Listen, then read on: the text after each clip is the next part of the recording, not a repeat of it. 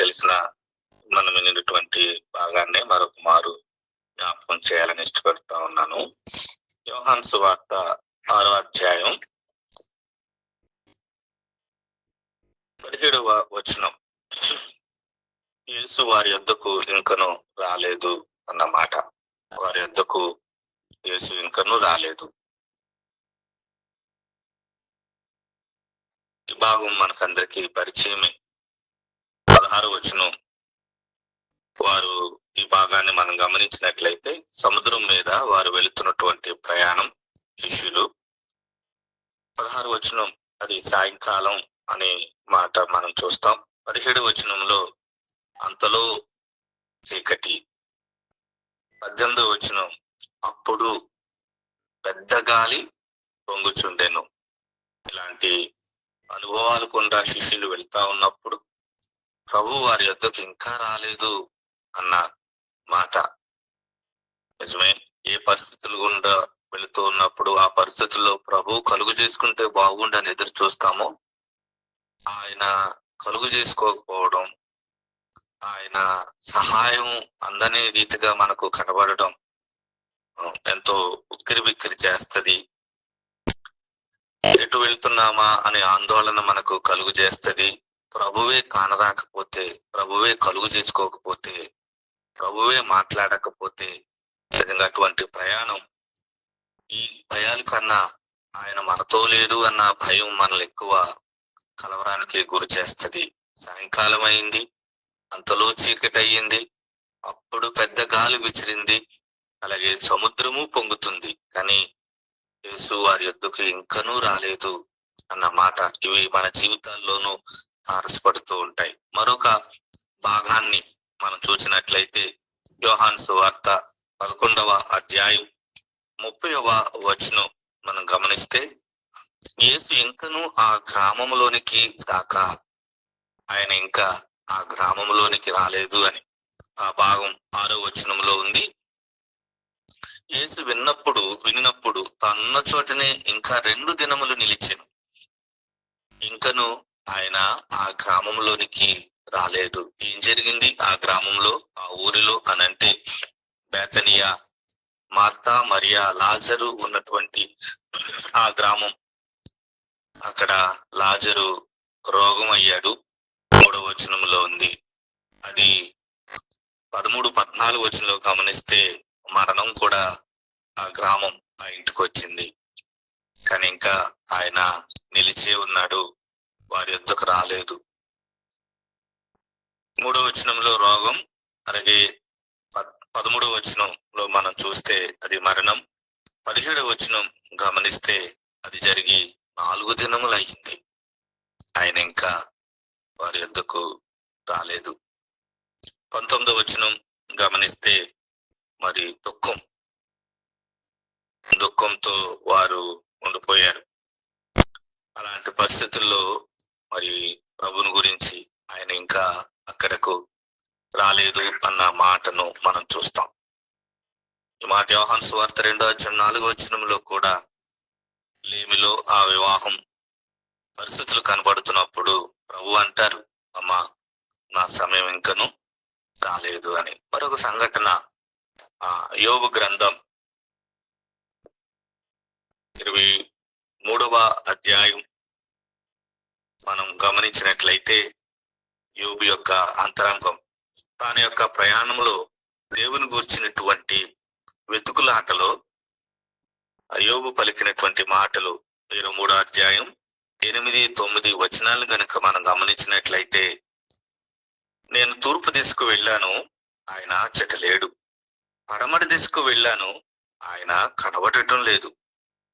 ఆయన పనులు జరిగించే ఉత్తర దిశకు వెళ్ళాను, ఆయన నాకు కానవచ్చుట లేదు. దక్షిణ దిశకు ఆయన ముఖము త్రిప్పుకొని ఉన్నాడు, నేను ఆయనను కనుగొనలేదు. ఇది యోబు గారి యొక్క అనుభవం. ఆయన అచ్చట లేడు, ఆయన కనబడుట లేదు, ఆయన నాకు కానవచ్చుట లేదు, ఆయన ముఖం త్రిప్పుకొని ఉన్నాడు, నేను ఆయనను కనుగొనను లేను. ఇవి యోబు గారి యొక్క ఆ యొక్క పరిస్థితుల్లో ఆయన యొక్క అనుభవాన్ని మనం చూస్తా ఉన్నాం. శిష్యుల యొక్క అనుభవం వారి ప్రయాణంలో ఆయన ఇంకా కలుగు చేసుకోకపోవడం, ఒక దేవుణ్ణి ప్రేమిస్తున్నా లేక దేవుడు ప్రేమిస్తున్నటువంటి ఒక కుటుంబం యొక్క అనుభవం ఆయన ఇంకా రాలేదు అని, దేవుని యందు యథార్థత కలిగి భయభక్తులు కలిగి నడిచి జీవించిన ఒక భక్తుని యొక్క జీవితం ఆయన ఆచరించలేడు, ఆయన కానరావడం లేదు అని మన జీవితాల్లోనూ మన యొక్క ఆత్మీయ ప్రయాణాల్లోనూ ఇలాంటి అనుభవాలు తారసపడుతూ ఉంటాయి. ఈ 3 అనుభవాల దగ్గర కూడా అలాంటి పరిస్థితుల దగ్గర మనము ఏం చేయగలం అని ఆలోచన చేస్తే యోహాను సువార్త 6వ అధ్యాయం 21వ వచనములోనే, తరువాత యేసు సముద్రం మీద నడుచుచు వారి వద్దకు వచ్చెను అని, వారు ఆయనను వారి తోనులోనికి చేర్చుకోవడానికి ఇష్టపడ్డారు అని. అలాంటి ప్రయాణాల్లో మనం చేయగలిగింది ఆయనను ఆశాంతం నమ్మడం మనం నేర్చుకోవాలి. నమ్మి ఆయన మీద లేక ఆయన కొరకు ఎదురు చూడడం అనేది మనం నేర్చుకోవలసినటువంటి విషయం. రెండవది, యోహాను సువార్త 11వ అధ్యాయంలో మనం ఆ యొక్క భాగాన్ని గమనించినట్లయితే ఆయనతో నడవడమే, ఆయన్ని నమ్మడం మొదటి భాగం మనకి నేర్పిస్తుంది. రెండవ భాగం ఆయనతో కలిసి ఆయన అడుగుల్లో అడుగులు వేస్తూ మనము నడవడం. యోహాను సువార్త 11:28 వచనములో ఆయన వచ్చారు, బోధకుడు వచ్చి నిన్ను పిలుచుచున్నాడు అన్న మాట. యోహాను 11:28 ఆయన నిన్ను పిలుచుచున్నాడు. మత్తయి 11:28 ఆయన సమస్త జనులు పిలుస్తూ ఉన్నాడు విశ్రాంతినివ్వడానికి. ఇక్కడ దుఃఖమయంలో ఉన్న ఈ కుటుంబాన్ని ఆయన పిలుస్తూ ఉన్నాడు అన్న స్వరానికి మరియ కూడా విధేయురాలై వచ్చినట్లుగా మనకి ఇక్కడ కనబడుతుంది. ఆ పిలుపునకు 29వ వచనంలో ఆమె విని త్వరగా లేచి, 31వ వచనంలో కూడా ఉంటది, మరియా త్వరగా లేచి ఆయన పిలుపునకు వారు చూపిస్తున్నటువంటి విధేయత. 29వ వచనంలో ఆయన యొద్దకు వచ్చెను అని, 32వ వచనంలో ఉంటది, యేసు ఉన్న చోటికి వచ్చి ఆయనను చూచి ఆయన పాదముల మీద పడి అని. 31వ వచనంలో ఆమెను ఓదార్చడానికి వచ్చిన వారు అందరూ అనుకుంటున్నారు ఆమె త్వరగా లేచి సమాధి యొద్దకు ఏడ్చుటకు అక్కడికి వెళ్ళుచున్నది అని, సమాధి యొద్దకు వెళుతుంది, సమాధి యొద్ద ఏడ్చుటకు వెళుతూ ఉంది అని. కానీ వాస్తవానికి ఆమె వెళుతుంది దేవుని పాదముల యొద్దకు, ఏడ్చుటకు కాదు, కానీ దేవుని పాదములను ఆశ్రయించటానికి, దేవుని ఆదరణను అనుగ్రహించగలిగిన పాదముల యొద్దకు ఆమె పరుగెడుతున్నట్లుగా మనము ఈ భాగంలో మనం చూస్తాం. 38వ వచనంలో యేసు మరలా తనలో మూలుగుచు సమాధి యొద్దకు వచ్చెను. వారిరువురు కూడా ఆ దుఃఖంలో ఆయనతో కలిసి నడవడం, మరియా మార్తా ఆయనతో కలిసి నడిచినప్పుడు ఆయన చేసే కార్యాలని మనం చూస్తాం. ఆయన మన యొద్దకు ఇంకనూ రాలేదు అనే అనుభవం దగ్గర శిష్యులు చేసినట్లుగా ఆయన్ని నమ్ముదాం. ఈ 2వ భాగంలో ఈ కుటుంబం చేసినట్లుగా ఆయనతో కలిసి నడుద్దాం. 3వ భాగం యోబు గ్రంథంలో ఆ యొక్క అనుభవం మనం చూసినట్లయితే 23వ అధ్యాయంలోని ఒక చక్కటి మాట, ఆయన కానరావడం లేదు అని పలికినటువంటి ఆయనే 17వ వచనంలో యోబు గ్రంథం 23:10 అంధకారం కమ్మియుండినను గాఢాంధకారము నన్ను కమ్మియుండినను నేను నాశనము చేయబడి ఉండలేదు.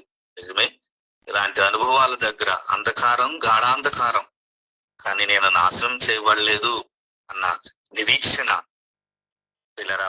యోబు జీవితం అది పురాతనమైన గ్రంథం అని మనకు తెలుస్తుంది. దేవుని గురించిన ప్రత్యక్షత మిలుకుమన్న సందర్భంలోనే యోబు దేవుని ఎడల చూపించిన నిరీక్షణ ఎంత ఉన్నతమైనదో, ఇలాంటి పరిస్థితులు గుండానే దేవుని ప్రత్యక్షత కలిగిన పౌలు కూడా ప్రయాణం చేశాడు.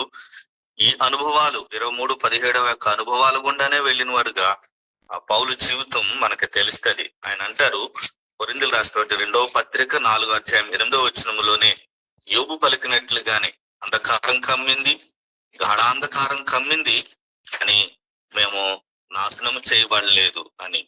అదే మాటలు పౌలు గారి జీవితంలో కొరింథీ 2:4-8 ఎటుపోయిననా శ్రమపడుచున్నను ఇరికింపబడిన వారము కాము, అపాయములోనున్నను కేవలం ఉపాయము లేని వారము కాము, తొరవబడుచున్నను దిక్కు లేని వారము కాము, పడద్రోయబడినను నశించు వారము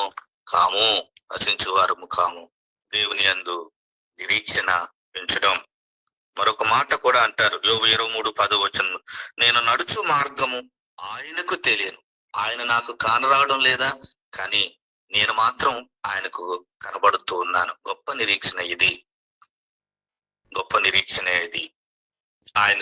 ఆయనలో నమ్మిక ఉంచడం, ఆయనతో నడవడం, ఆయన యందు నిరీక్షణను మనం ఉంచడం. హోషియా గ్రంథంలో మరొక శ్రేష్టమైనటువంటి మాటలు మనకు కనబడతాయి. ఉదయకాల సమయంలో ఆ మాటల్ని జ్ఞాపకం చేసుకుని ఈ లేఖన భాగాల్ని మనం ముగించుకుందాం. 747వ పేజీ, హోషియా గ్రంథం 6:3 ఉంది. ఉదయము తప్పక వచ్చు రీతిని ఆయన ఉదయించును. భక్తుడు లేక ప్రవక్త తన ప్రజలతో మాట్లాడుతున్న మాట. ఉదయము తప్పక వచ్చు రీతిని ఆయన ఉదయించును, వర్షము వలె ఆయన మన యొద్దకు వచ్చును, భూమిని తడుపునట్టి తొలకరి వర్షము కడవరి వర్షము వలె ఆయన మన యొద్దకు వచ్చును. ఉదయం వలె వస్తాడు, అలాగే వర్షము వలె ఆయన మన యొద్దకు వస్తారు, తొలకరి కడవరి వర్షం వలె ఆయన మన యొద్దకు వస్తాడు. ఆయన ఇంకనూ రాలేదనే అనుభవం మనదే అయితే ఉదయం వలె ఆయన తప్పక మన యొద్దకు వస్తాడన్న నమ్మిక, ఆయనతో నడవడం, ఆయనలో నిరీక్షణ కలిగి ఉండే కృప దేవుడు మనకు అందరికీ అనుగ్రహించును గాక. ఆమేన్.